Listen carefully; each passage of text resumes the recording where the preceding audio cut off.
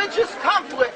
It's purely because of a political movement, a relatively new movement, which is antithetical, contradictory to the Jewish religion of thousands of years.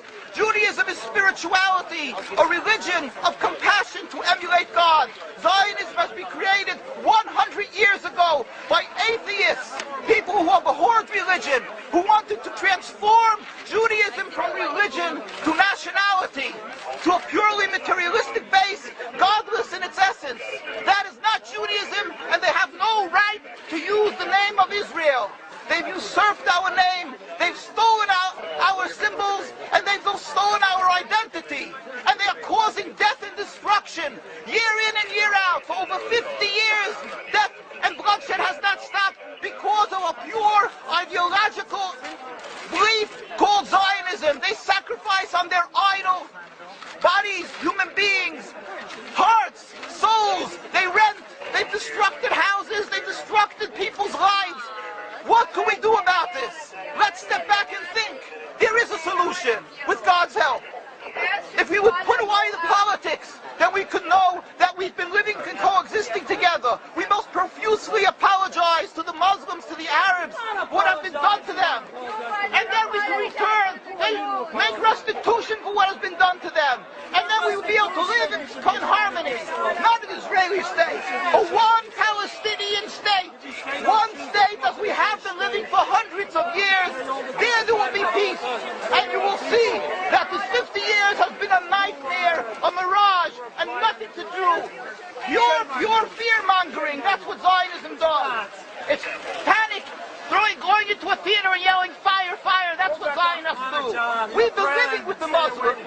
We've been living, yes, Ahmadinejad keeps on stating that he does not want to harm the Jews, but the Zionists keep on antagonizing him. Of course you don't, because you have an agenda. You want to further Zionism. You want enemies. You want enemies in order to be able to say you're protecting the Jews. We don't want enemies. We want to live in peace.